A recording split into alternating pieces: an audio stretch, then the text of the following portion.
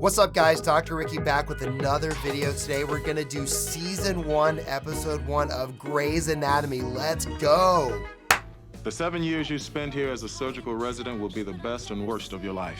You will be pushed to the breaking point. Look around you. Say hello to your competition. 8 of you will switch to an easier specialty. 5 of you will crack under the pressure. 2 of you will be asked to leave. This is your starting line. This is your arena. How well you play, that's up to you. So 7 years, that means that they're probably gonna do a year of research, because usually general surgery training is 5 years of general surgery. You could do some research in between. And then, yeah, man, people drop out, people can't take it. They thought they wanted to be a surgeon. That definitely is true. I did not get walked into an OR this way on my first day though. I have 5 rules, memorize them. Rule number 1, don't bother sucking up. I already hate you, that's not gonna change. True. Trauma nurses will page you. Page you. You'll answer every page at a run. A run, that's rule number 2. First shift starts now and lasts 48 hours. Your interns, grunts, nobody's bottom of the surgical food chain. Right orders work every True, second we are night the till bottom you of drop the and don't surgical food complain. chain. On call 48-hour rooms. call shift. Attendings hog them. Which brings me to rule number 3. If I'm sleeping, don't wake me unless your patient is actually dying. Rule number 4, the dying patient better not be dead when I get there. Not only will you have killed someone, you would have woke me for no good reason. All We clear? true statements. Yes. You said 5 rules, that was only 4. Rule number 5, when I move, you move. Now, backstroke a little bit. When you got a little glimpse of that call room, we didn't have bunk beds, but for sure, our call room beds were the most uncomfortable, like plastic coated mattresses with the hospital sheet on it. The rooms were cold. I trained in inner city Chicago, so there were roaches crawling around the room now and again. It was insane. It definitely was not what you would want to call home. What do we got? Katie Bryce, 15-year-old female, new onset seizures, IV lost en route, started grand mal seizing as we descended. All right, get on her side. Izzy, 10 milligrams diazepam IM. A large bore IV, don't let the blood hemolyze. Let's go. She starts calling out, giving dosages and things like that. And I hate to tell you guys, but on day 1, we barely know an aspirin dose. Are you kidding me? Like, yeah, we do know certain dosages. We've heard that throughout medical school, but we don't just start pushing drugs like this. So it's a little bit unrealistic that she's shouting out to residents to start injecting medications. There's always nursing staff in the room. And by the way, guys, the nurses are the ones that teach you everything. Don't forget that. True. Let's shotgun. That means every test in the book, CT, CBC, Chem 7, George, patient workups. It's always Meredith, interesting get when they paid just for start CT. shouting out She's all this your lab work, like, responsibility now. hello, why are we What about doing all me? this? Honey, you get to do rectal exams. The drama, I love. What are you doing here? This is how I first got excited for There's nothing in the surgery. results that explain her seizures. I just thought you want to know. Okay. I heard every year the attending on call picks the best intern and lets them perform a procedure during the first shift. I'm just saying it's Could what I that be heard. me? Go away. Now. So roll it back. When she was looking through the room, watching them operate and watching them tie, before I went to med school, I was an orderly in the operating room, and I basically cleaned ORs, and that's how I got interested in surgery. I found myself, after mopping rooms and cleaning up and resetting them up for the next case, like I would be peeking in, and every now and then the surgeons would tell me, like, yeah, come on in and watch, and that's how I got interested in surgery. I was a in the patient top 10 transporter after like the this, first 2 rounds. and that's where I kind of This got is my interested year. in medicine, was I talking could've to won. patients like that. Okay, so I'm just gonna insert my fingers into your rectum. So that's probably not how you want to say it to a patient. You might want to ease the blow a little bit if that's possible, and maybe just say, hey, we have to do a rectal exam. That's going to require me to put my finger in your butt. I guess that's not any better than what she said. Sorry. Too steep. Ow. It's the worst feeling in the world. Bet you missed a lot when you first started out. You and I are gonna have so much fun together. Okay, so rule number 1, yes, that is true. I'm sure that attending did have a lot of misses and issues when they started, but when you're on your first day and the attending or the boss is in the room, the surgeon who's been doing this for a long time, you might want to just kind of stand in the corner and learn a little bit and watch, and you don't say so much because you're gonna get yelled at. Awful. I thought I'd share the good news personally. As you know, The honor of performing first surgery is reserved for the intern that shows the most promise. As I'm running the OR There's today, always one. I get to make that choice. George O'Malley. Me? You'll scrub in for an appendectomy this afternoon. Yeah, Congratulations. buddy. Appendectomy. All right, they're going to take out an appendix on somebody. I had that done when I was studying for the MCAT my first time.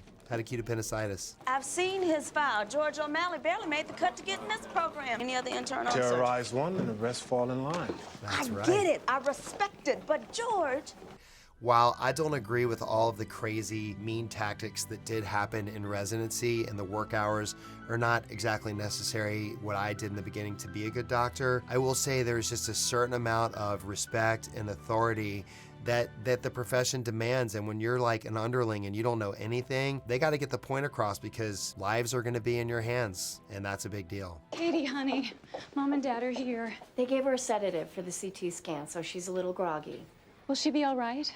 Our doctor at home said that she might need an operation. Is that true? What kind of operation? She's, well, you know what? I'm not the doctor. I'm a doctor, but I'm not Katie's doctor, so I'll go get him for you.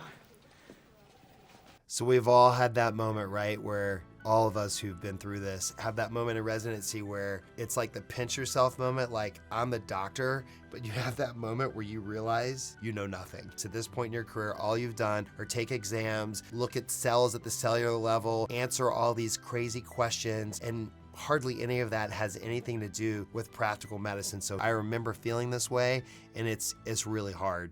A little unrealistic. They aren't giving you the knife day one like this. It just doesn't happen this way. More pressure. Human flesh You have is to a work your tough way shell up to dig this in. moment. Let's go, O'Malley. God, I love surgery. Just watching this makes me excited. I love this stuff. Look at him. Appendix is out. Now this Now, would never all you have to happen, do by the way. is invert the stump into the cecum, simultaneously pull up on the purse strings, but be careful not to Tear. break them. What do you do now? Think. You start the suction, and you start digging for those purse strings before she bleeds to death. BP's dropping. This is an over dramatization. You guys need to understand that in real life, it's not happening this way. It's just you're being guided with each stitch. They're watching you. You've already watched this operation multiple times before you actually get to do it. So it's just like anything else, man. There's pecking order. You spend a lot of time in the OR observing and watching and seeing it and studying and reading in the books. And then one day when you're lucky, someone just looks at you and says, "You're up, dude. Let's go." But they still guide you through it. All right, blood pressure's dropping. That's Pull what your she balls said. out of your back pocket. Let's Like go. bleeding out. They would never waiting just for? sit here and let this happen. Getting too low, folks. It's just Dr. Burke. TV. Get out of the way. Pansy ass idiot. Get out of here. Suction. Now that's inappropriate also. But for sure, attendings could say some really mean 007 things to License to residents. kill. See, she feels bad, everyone else is happy. So they're doing a 48-hour shift. They don't do that anymore. Let's start antibiotics. Are you sure that's the right diagnosis? Here's an idea. Why don't you go spend 4 years in med school and then let me know if it's the right diagnosis? So, pause. For all you residents out there or pre-meds or med students who are going to head into residency, I'm going to give you the tip of a lifetime. Remember, you heard it here. Do not treat the nurses poorly or you will feel the wrath of them. See, now it's real. Oh, God, I remember these moments. She's having multiple Your grand patients mal will crash. seizures. Okay, she's full on lorazepam. She's had 4 milligrams. Rezepam's not working. Phenobarbital. Load her with phenobarbital. Pheno's in. It's a little strange change. just calling out Paige stuff told like that. you. It doesn't really happen. We usually tell them Page him again. dosages. What do you want to do? Dr. Gray, you need to tell us what you want to do. So essentially, she's trying to run a code and she doesn't know how to. We've all been there, guys. But there's always someone available to help. Charge pals 200. Save a life. She'll get 3 shots to try to bring her back. 49 Supposed to PR. admit another Charge drug. again. Anything? Got her back. How's the Now, sinus rhythm? you're supposed to say all pressure's clear. If coming up. someone is touching the patient when she delivers that shot, the person touching the patient gets shocked also, and it does What the not hell feel happened? good. She had a seizure and her heart stopped. I got her. Just go. Somebody give She me did her. a good job. Wait one damn minute. We came here because this hospital is supposed to be the best in Washington. That's my kid in there. Mr. Bryce, I assure you that I am working hard on Katie's No, case. you're not. If you were, you'd be able to give me some answers. These are really complex situations, and the hard part of being a doctor today is learning how to, in these moments, calm down the family and be able to tell them you don't know, but that you're looking into it and these are the things that you're doing. But when it's your kid and you get hot like this, sometimes you just have to take it and walk away, and it is what it is. But this is a really tough moment, and we all have them, and I still have these moments with families at times. I shouldn't worry. I'm very good at what I do. It still is surgery. There are some risks. Dr. Burkett is very good. Don't worry. See you after. He'll be So, fine, right? You know, Tony's gonna sail through. you'd never want to say that. You have nothing to worry about. Promise. I comforted the family, and I got to hang out in the OR today. All is well. Does anybody know why we're here? Well, good morning. I'm gonna do something pretty rare for a surgeon. I'm gonna ask interns for help. I've got this kid, Katie Bryce. Right now, Interns are first years. she's a mystery. She's having seizures, grand mal seizures with no visible cause. She's gonna die if I don't make a diagnosis, which is where you come in. I need your extra minds, extra eyes. I need you to find out why Katie is having This is seizures. awesome. Katie needs surgery. You get to do what no interns get to do. Scrub in to assist on an advanced procedure. Heck yeah, baby. I always joke with people, that is the time when you're smarter than you'll ever be as a doctor because you have all of the esoteric stuff in your brain that you've learned in pathology. And so one of these guys is gonna kind of think of something weird, you know, like some type of a parasite infection or something like that that could be causing this to happen and the seizures. And they figure it out and you save a life. So these moments can be very cool when as a team you come together and you try to figure stuff out. We're out of answers. What if no one comes up with anything? You mean what if she dies? Yeah. This is gonna sound really bad, but I really wanted that surgery. You know what her pageant talent is? They have talent? Rhythmic gymnastics. Oh, come on. What is rhythmic gymnastics? I don't know. I can't even say it. I don't know what it is. And she's having seizures. I think something with like a ball and a... Meredith, what? Get up. Come on. That she would possibly need is an angiogram. Oh, Dr. Shepard, just one moment. There's no medical proof of an aneurysm, but what if she has an aneurysm anyway? Well, you know what the chances that a minor fall could burst an aneurysm? 1 in a million, literally. I don't. Let's go. Where? Yeah, Find out if buddy. Katie's 1 in a million. Exactly. What if she is 1 in a million? So they're getting a CT angiogram where they squirt dye into the arteries to see if there's a dilation or an aneurysm, which could be compressing on part of the brain. And here it comes. I bet you she has one. I'll be damned. There it is. There it is. It's minute, but it's there. It's a subarachnoid hemorrhage. She's bleeding into her brain. So she had what's called a subarachnoid hemorrhage. She had an aneurysm, which is a dilation of one of the arteries in the brain. And usually with a subarachnoid hemorrhage, if it's not too big, you don't do anything else, but they may have to drain some blood. We'll see. The worst part of the game. But I told Gloria that he would be fine. You what? They have 4 little I'm not girls. allowing you to promise anything. This is my case. Did you hear me promise? The only one that can keep a promise like that is God, and I haven't seen him holding a scalpel lately. You never promise a patient's family a good outcome. Never. I thought You always do You're your important enough best. to make promises to Mrs. Savage. You get to be the one to tell her that she's a widow. Gloria, I'm so sorry. Please. Go. I've had to do this, and it is not fun, man. It's impossible. There's no good way to do it. And you never feel good. Ever. So rarely ever would you see your surgeon Promise I'd in make the her room look cool. before shaving the head. Apparently being a bald beauty queen is the worst thing that happened in the history of the world. I'm not going to scrub in for surgery. You should ask her. You're Katie's doctor. And on your first day, with very little training, you help save her life. You earn the right to follow her case through to the finish. Exactly. I wish I wanted to be a chef or a kindergarten teacher. Because it's the easy way. You know, I would have been a really Why you good say postal worker. My parents tell everyone they meet that their son's a surgeon, as if it's a big accomplishment. that? They're just proud, man. You're just learning. When I told my mother I wanted to go to medical school, she tried to talk me out of it. Said I there. didn't have what it takes to be a surgeon. All right, life lesson. So here we go. I was a senior at the University of Georgia when I decided to go pre-med, and my pre-med advisor laughed me out of the office and said I was a long shot, that there was no way I would ever get in. I even had some family members that were like, I don't feel like you know what you're up against. Like, this is just gonna be so difficult for you to get in, and I didn't listen to any of them. And here I am, 13 years deep, double board certified general surgery and plastic surgery. So follow your dreams, folks. Don't let anyone sway you from what you know you can do and what you wanna do. Just go get it. I had a lot of patience last Name the common causes of post-op fever.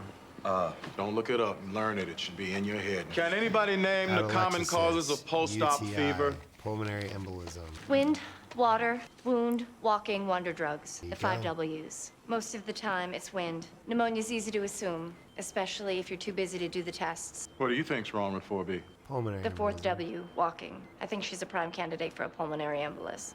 How would you diagnose? CT Spiral of the CT, chest. BQ scan, provide O2, dose with heparin, and consult for an IVC filter. Do exactly as she says, then tell your resident that I want you off this case. So going back to that moment, she used the mnemonic, the 5 W's, which is how we keep a lot of that information in our brain, is we use what we call mnemonics to learn that stuff. And I think the cardinal sin that he made here is he just assumed it was the easy thing, when in fact you realize when you become a resident, you want to assume the worst thing that could be happening. When I was an orderly in the operating room, there was a AAA that came in called an abdominal aortic aneurysm, and that's when the abdominal aorta, the biggest blood vessel in the abdomen that brings blood back to the heart, can get an aneurysm in it, and it's dilated, and if those rupture, you can imagine it's instantaneous death if they rupture freely into the belly. Well, this woman came in with a partially ruptured AAA, we call it, and her blood pressure was dropping and she wasn't doing well, and I just remember them rushing her up from the ER. Everyone just kind of blasts in, and I just end up in a corner, just standing there like watching everyone run around, getting everything ready to try to save this woman's life, and I will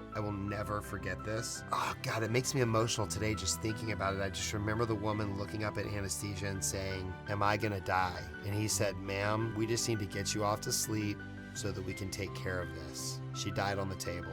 And I remember standing in the corner, like not wanting to be a doctor, but just like watching this all go down and being like, wow, like this is like the future of what we deal with in our profession. Sure, we have certain professions, like obviously in plastic surgery, I don't deal with this much at all anymore, if ever. But in that moment, I just remember standing in that room and having that raw feeling of the power that we have, and sometimes we just don't have enough. So crazy story, crazy moment, and I get chills just thinking back to that moment, because I remember it like it was yesterday, and it makes the hair stand up on the back of my neck. It's just so crazy. I hear that woman asking that question, and I was just like, oh. And I think she was in her late 70s. So thank God she'd at least been through a lot of life, but that doesn't make it any better. But what a crazy, crazy moment.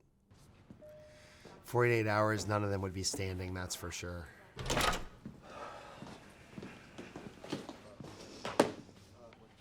That was amazing. Pretty cool to watch. You practice on cadavers, Yep.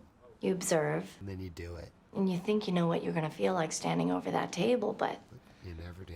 that was such a high. Totally. I don't know why anybody does drugs. When it goes well, that is what it feels like. It's amazing. What an exciting first episode of Grey's Anatomy. Took me back to a lot of crazy memories that I had. Hey guys, thank you so much for watching. I really appreciate all the followers and subs that we've been getting lately. Keep watching my videos. Let me know if there's other things that you want to hear. But for now, guys, Dr. Ricky out.